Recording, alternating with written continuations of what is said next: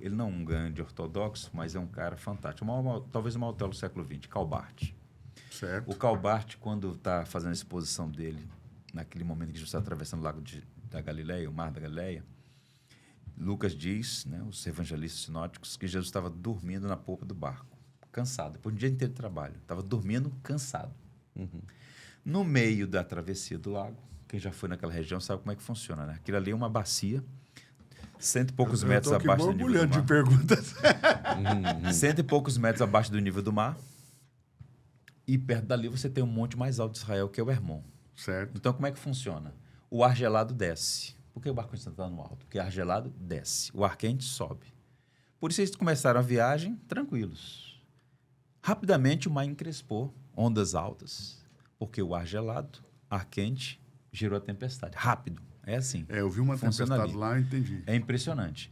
E aí os Peguei uma discípulos, vez. pelo menos alguns deles, eram pescadores. Começaram a tentar ali no barquinho, né? Um barco pequeno, era um barco como a gente tem hoje. Não conseguiram a corda do mestre. Mestre, vamos morrer. Aí Jesus levanta. Mar, aquieta-te. Vento, emudece. Aí a pergunta, quem é este? Que até o vento e o mar lhe obedecem. Aí Karl Barth tem uma frase dele que ele comenta assim: cansado, vírgula, porém onipotente. Deus homem, homem Deus. É o Deus homem, entendeu? Mas, então ó, essa é uma doutrina central para a fé cristã. Pastor, é muito bom conversar com ele. Eu tenho muitas perguntas aqui. Vamos lá. Deixa eu tentar fazer algumas aqui para ajudar também, que o coração do pessoal ali deve estar borbulhando também de perguntas. Vamos lá. No quarto século, já tínhamos definido o que é ortodoxia? Porque o senhor falou muito sobre ortodoxos. Ortodoxia é a doutrina correta. Ok, mas já tínhamos a clareza da ortodoxia? Já existia ortodoxia no quarto século ali, antes do Concílio de Nicéia? O arianismo, né? O Concílio de Nicéia vai ser convocado mais para combater a ideia ariana. Por que essa ideia ariana se torna tão popular? O senhor chegou a falar aí também que Constantino, no final, foi batizado por um ariano. Um ariano e os filhos dele, inclusive, né? Depois, aí é questão política mesmo, né? De abraçar partido, né? Então, um dos filhos dele abraçou o arianismo e aí a ortodoxia só volta depois, né? Os ortodoxos, o imperador, porque quem tem... acaba favorecendo ali, o poder político acaba favorecendo. O fato objetivo é, por assim dizer, que a fé cristã ortodoxa prevaleceu. Mas é um dado curioso que pouca gente ignora. Hoje em dia é muito comum ouvir falar a palavra bárbaro, né? Os bárbaros. Os bárbaros eram aqueles povos que ficavam fora da fronteira do império. A oikomene, o mundo civilizado, é o mundo que está dentro da fronteira do Império Romano. Mas lá fora havia. Os arianos, quando perderam essa batalha teológica e política, foram evangelizados. Foram tipo vivendo nos submundos. Quando os bárbaros entraram, muitos desses bárbaros eram arianos. O primeiro rei, né, a abraçar a ortodoxia, o rei bárbaro a abraçar a fé cristã ortodoxa foi Clovis I, o Franco, de onde vem a França hoje, né? E ali você tem toda uma história por assim dizer, da ressurgência do Império Romano Ocidental, chamado Império Germânico, Sacro Império Germânico, com os francos e tal. Aí vai começar a surgir ali a Europa que a gente conhece. Tanto é que Carlos Magno é conhecido como pai da Europa. Vem dessa tradição. Então, ortodoxos, católicos, né? Os católicos se vangloriam muito disso, né? Que eles eram dessa tradição. Lá, o arianismo lá em Nicéia ele é condenado, né? Porque não só se define a doutrina cristológica, mas se condena o arianismo. Mesmo assim, o arianismo não morre, não acaba. Como o senhor diz, ele vai viver fora das fronteiras do império e vai continuar existindo. As heresias existindo. nunca morrem, elas são enfraquecidas. Tente imaginar aquilo, que está o terreno. Então, há uma supressão delas. Quando a igreja abre os flancos, elas voltam. O arianismo está aí. O que é o testemunho de Jeová? O testemunho de Jeová é um ariano. Mas na condenação inicial ali do arianismo, não tinha ainda o Estado... Era uma condenação eclesiástica, né? Não havia, assim, por assim dizer, né, um tribunal... Uma força do Estado, não era crime, a heresia... O que nós podemos dizer é que ele nasce, vamos dizer assim, a confessionalidade como hoje nós conhecemos. Ok. Ou seja, para ser um cristão bíblico, um cristão ortodoxo, o mínimo necessário para você crer é isso aqui. Está dentro das decisões conciliares. É a confessionalidade. Porque se você não tem essa confessionalidade, cada um crê no que entende ser mais adequado. Uma coisa importante para dizer, a pergunta do irmão é muito importante.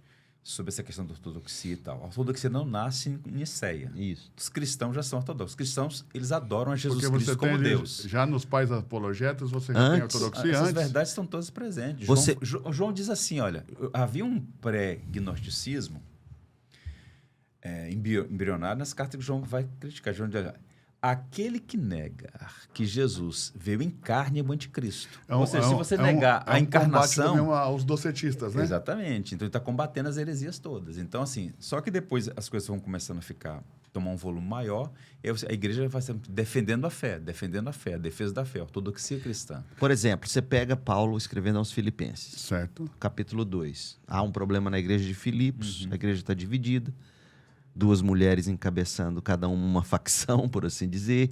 Ele vai resolver o problema da unidade, da falta de unidade em Filipos. Aí, capítulo 2, que todo mundo conhece. Portanto, se existe alguma exortação em Cristo e tal, consolação de amor, pensem todos da mesma maneira e tal. E aí ele vai dizer no verso 5, Filipenses 2:5, tenham entre vocês o mesmo modo de pensar de Cristo Jesus. E aí ele vai dar uma confissão de fé. Há quem diga que é um cântico da igreja. Um hino cristológico. Um hino cristológico. Aí ele diz que mesmo... Aí ele vai dizer, Cristo, pensem como Cristo Jesus. Cristo Jesus. Cristo é o título. O Messias, o ungido Jesus de Nazaré. Então isso aqui já é uma expressão teológica. Já é uma confessionalidade. Cristo Jesus que, mesmo existindo na forma de Deus, não considerou o ser igual a Deus algo que deveria ser retido a qualquer custo. Pelo contrário, ele se esvaziou, assumindo a forma de servo. Ou seja, ele está dizendo aqui o que a igreja cria, é a confissão da igreja. E curioso, um cântico. Um cântico centrado em Cristo. Muitas doutrinas viram cânticos, né? Viram cânticos. Porque, na verdade, o que acontece? O que o pastor Leandro acabou de fazer é a leitura de um texto, talvez o texto mais importante sobre a cristologia no Novo Testamento, que vai mostrar os 2 estados de Cristo. O estado de humilhação e o estado de glória. Então, Jesus Cristo é... E esse esvaziamento não é a doutrina herética da kenosis, né? Ele não deixou de ser Deus. Ele não se apegou às prerrogativas divinas. Jesus nunca deixou de ser Deus. As heresias, elas são muito sutis. Mas, sutis pastor e próximas Eduardo, da ortodoxia, né? Você percebeu como é que Paulo está agindo aqui? Olha que interessante. Ele está resolvendo um problema muito prático da igreja. A desunião. Como que ele vai resolver esse problema? Numa confissão. Ele traz a igreja para a confissão de fé, para a confessionalidade, para a sã doutrina. Fala, olha só no que a gente crê. Vocês lembram do que a gente crê? Olha quem é o Cristo em quem nós cremos. Portanto, isso tem implicações. Nós temos que pensar como ele, considerar o outro superior a si mesmo. Mais tarde, então, nesse concílio de Nicéia também vai surgir o credo niceno. Isso é tão importante porque... O credo niceno já é o texto final, né? Aí depois você tem o credo niceno constantinopolitano, que é o... Constantinopolitano. Isso. Porque aí o que acontece? Que é aquele que o senhor fez o vídeo.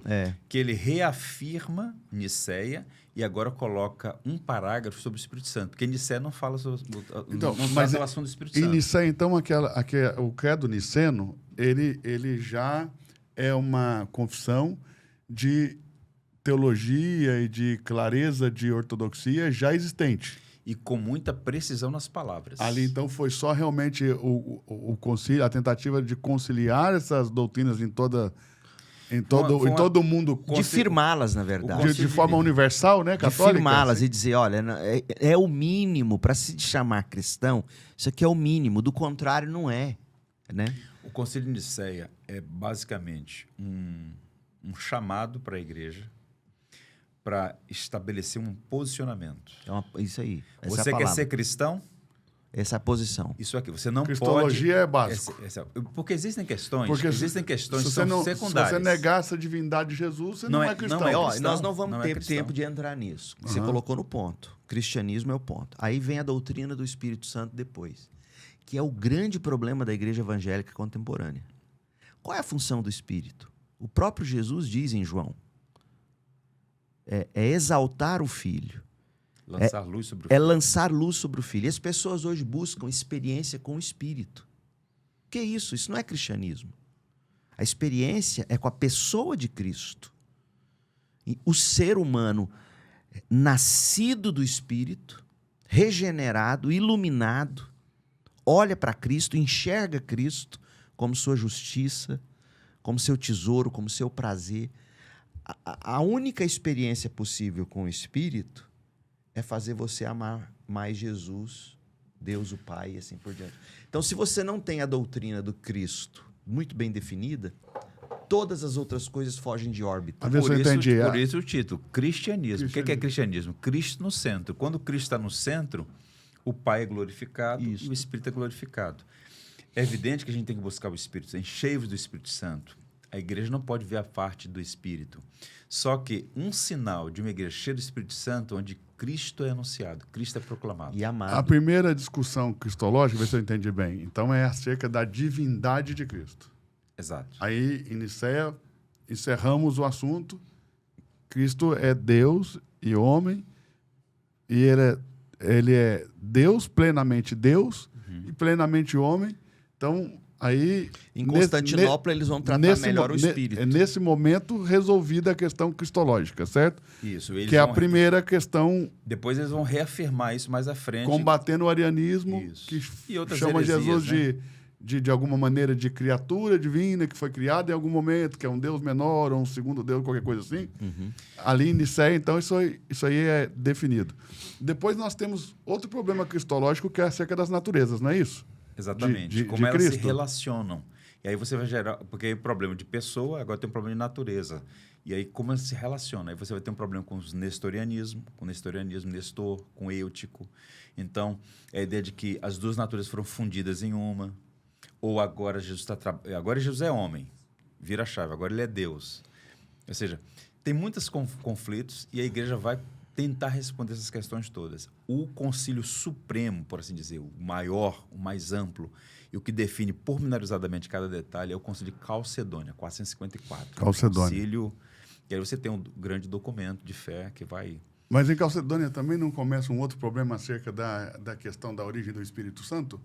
Ali, se ele provém de Deus ou Pai... Não uma origem, mas assim, origem de quem foi enviado, né? Se foi o pai ou o filho, ou se ele é enviado do pai e do filho juntos. Juntos, né? O filioque. Então, é um debate sobre isso. Inclusive, divide a igreja, né?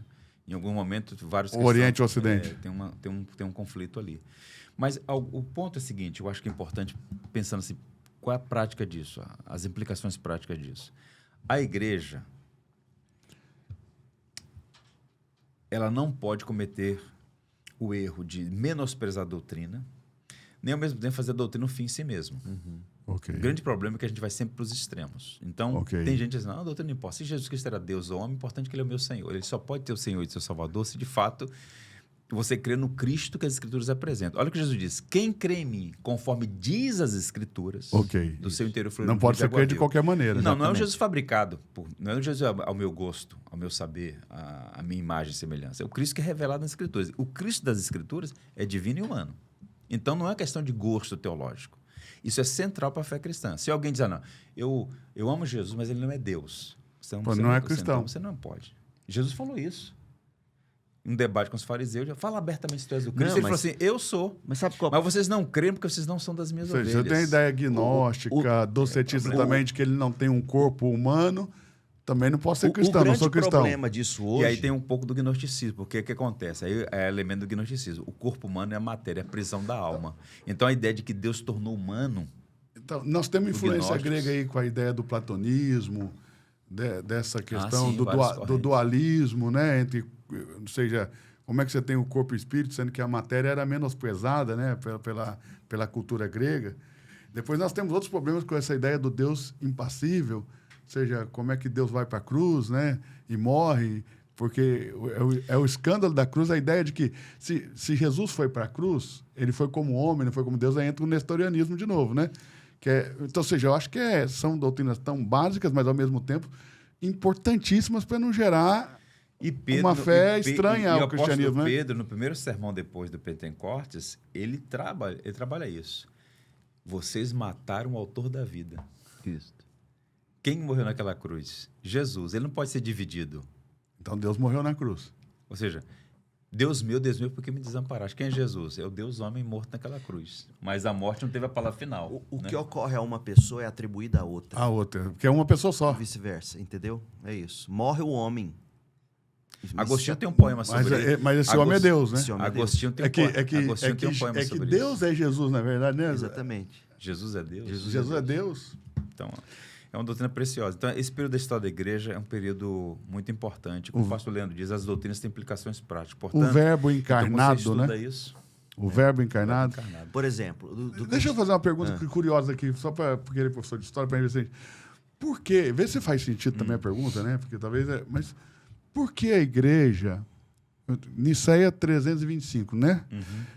Por que demora tanto a igreja para estabelecer, ou vamos uma linguagem aqui mais leiga, né? Para bater o martelo sobre quem é Jesus? mas esse que é o ponto. Na igreja... E parece que quase sempre, na leitura de leigo que eu faço, por pouca literatura que tive acesso, mas parece que sempre a ortodoxia ela vem realmente para combater uma heresia. Ou seja, a heresia vem primeiro. Eu não sei se por ausência da igreja bater o martelo. E por que demora tanto para a igreja bater o martelo acerca dessas doutrinas básicas da fé cristã? Porque ela não tinha como se articular. Você pensa bem, quem possibilita a articulação da reunião desses bispos? Quem foi? Constantino. Constantino, o Império. A igreja não tinha como se articular. Ela não podia sequer se reunir como igreja. Por isso que a igreja se reúne nas casas. E há um erro muito comum hoje. As pessoas ignoram templos, porque no Novo Testamento não Mas tem ela templo. já é grande nessa Mas ela já é grande, mas espalhada, 6 milhões. pulverizada. Porque chega bispos de todo lado, né? 6 milhões, 10% do império. Então demora muito, porque ela não tinha essa condição... como é que é o nome? Ou seja, mas já tinha, então, dentro dessas tradições ali, cristãs, já tinha os que já pensavam corretamente. Tanto tinha que reunir os bispos. E decidiram. E por que só reuniu tanto tempo mais tarde?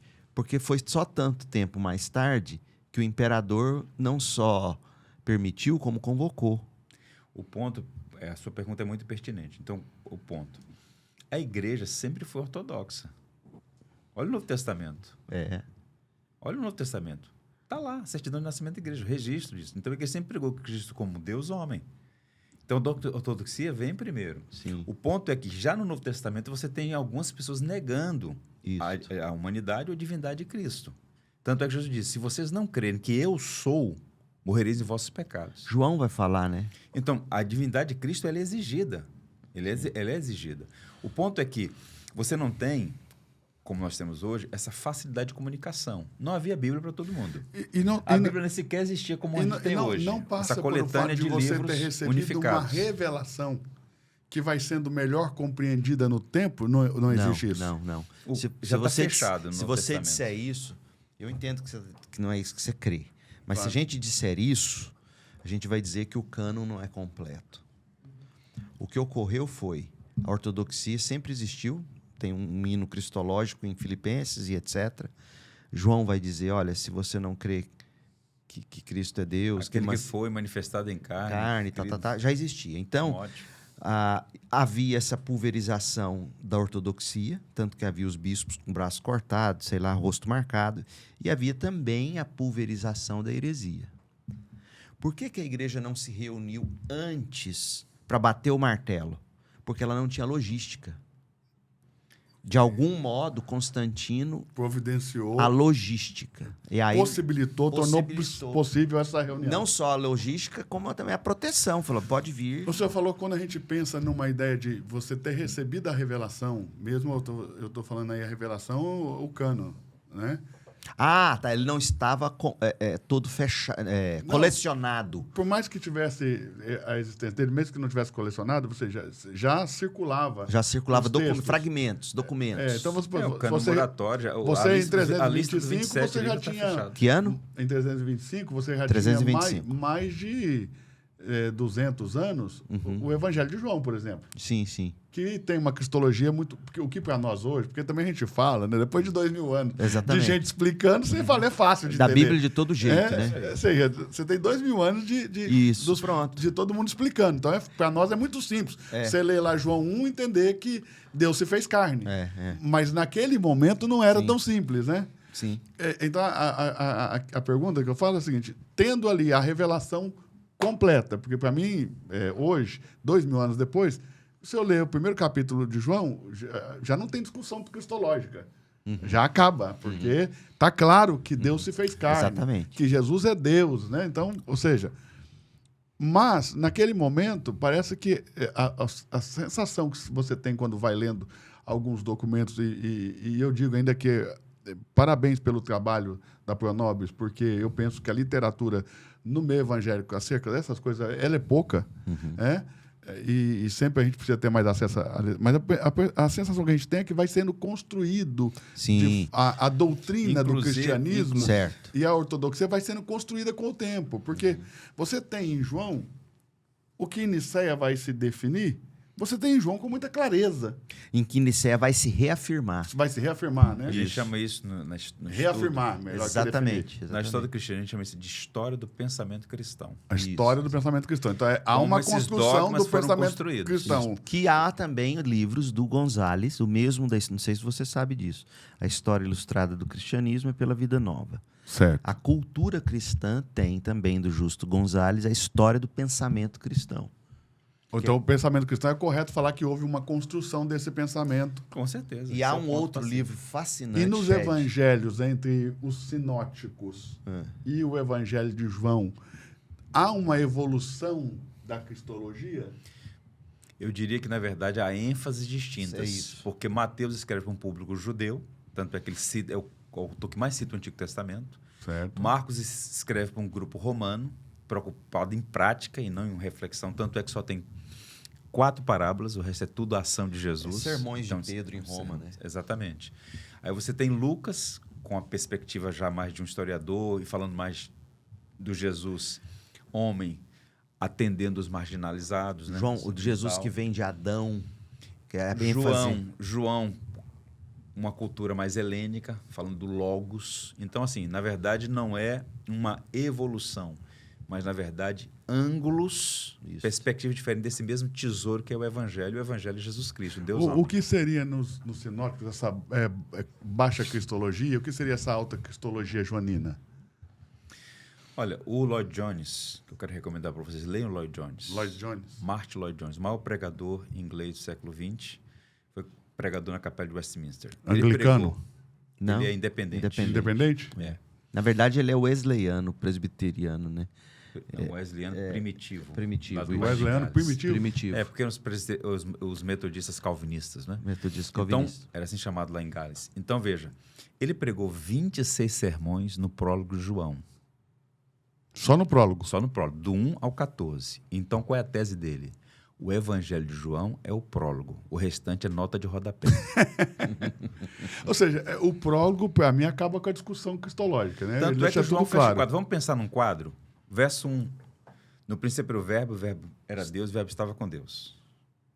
Verso 14. O verbo se fez carne e habitou entre nós e vimos a sua glória como a glória do gênero do Pai. Ele começa com a divindade e termina com a encarnação. Então, tudo é isso.